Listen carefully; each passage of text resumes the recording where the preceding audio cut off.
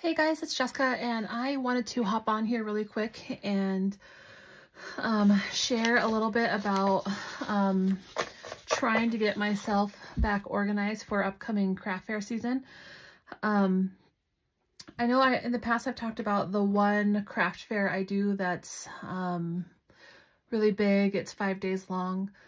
I decided that I'm also going to be doing a one-day craft fair that is in about a little over a week. And I don't know why I signed up for that. I guess I'm a glutton for punishment, but now I have a lot to get done in a short amount of time because my two craft fairs, the big one and then the one day only, they are like 2 weeks apart. And in those 2 weeks, I am actually going out of the country. So I basically have to get everything done for both craft fairs done this week, in this upcoming week. Because when I get back into the country, I won't have time to make more stuff because that second craft fair will have already started. So I'm in a little bit of a weird predicament. And because of that, I decided I have to get myself organized. I have to know what I'm bringing, how much it's costing me to make these items. And I want to know what sells best so that way I can keep better track. So like, I don't know about you guys, but for me, year after year, there are certain things that I always make. And then there are new things that I try out.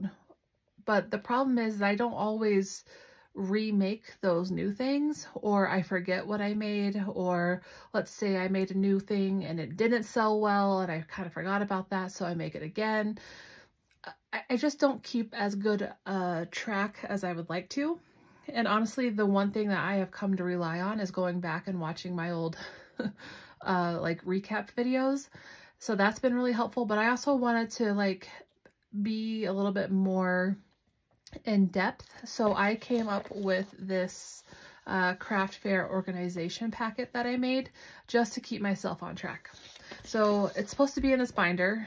This is an old binder that I've had forever, but I cannot find my 3-hole punch. So as soon as I find it or buy a new one, then I'll have it all set up in my binder. But and this is just a start.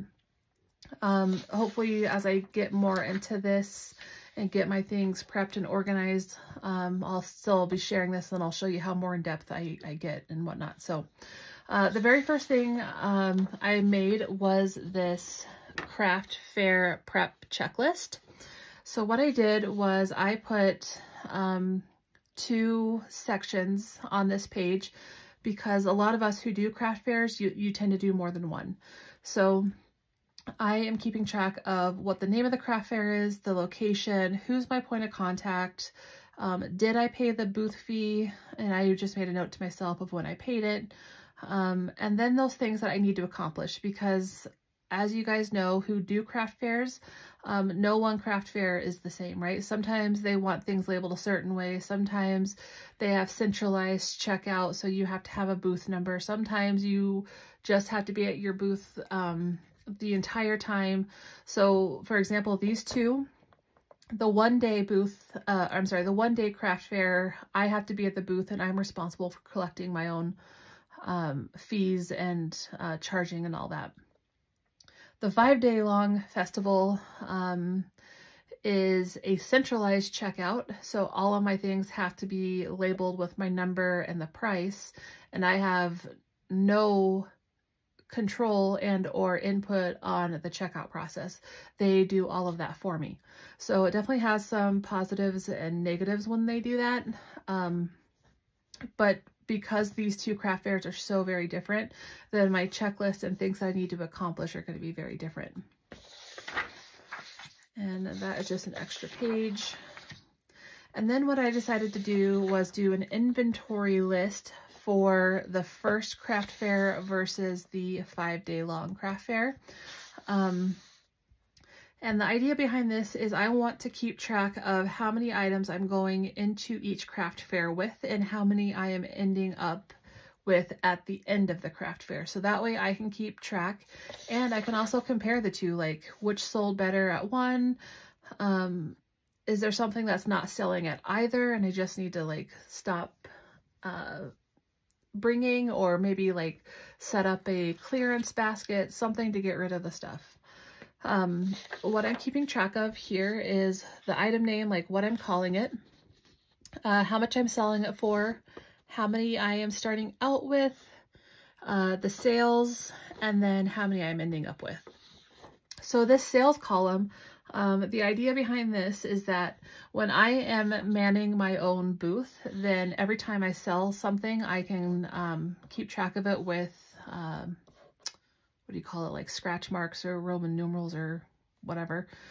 I'm not going to be able to do that so much with the 5-day long craft fair or festival because it's centralized checkout and I'm not going to be there all 5 days.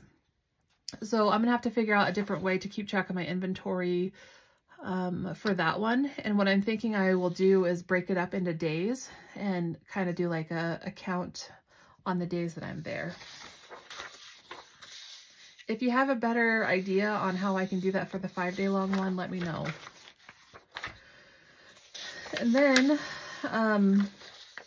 I created these, basically like these templates that keep track of the items that I am making and selling, and how much it's going to cost me to make it, how much I'm going to sell it for, my profit, and the things that I need to do to get some of those items done ahead of time. So I anticipate having about 30 to 40 pages of these. I do have photos currently at Walgreens that are being printed, and I just want to keep better track.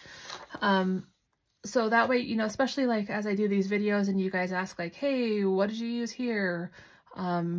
Where did you find this product? So that way I can always go back and pull up and say, okay, I remember what I did on this one.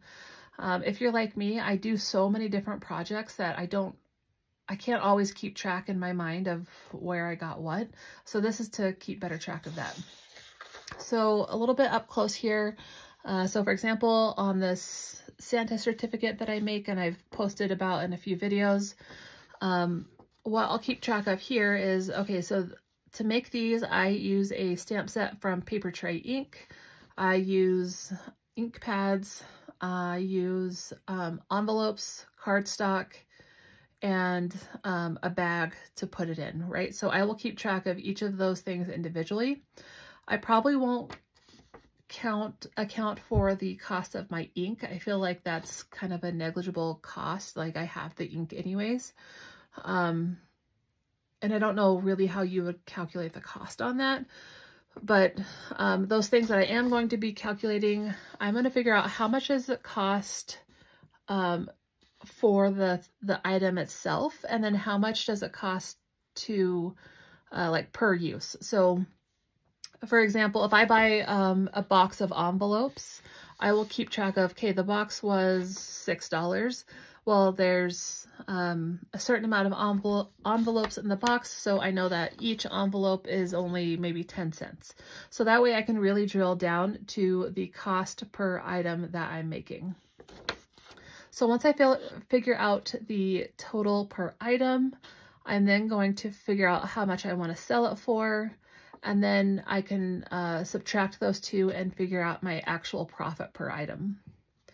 And then I put a to-do list down here of like, so these Santa certificates, I won't need to do anything. I have a bunch already made up.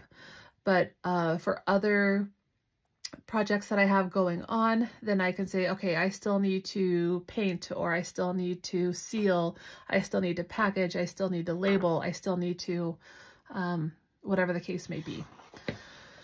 And then in the back of my binder, I'm actually going to be having the contracts for those particular craft fairs that I'm doing, just because I plan on taking this binder with me, and in case there's any questions or whatnot, I will just have a contract there.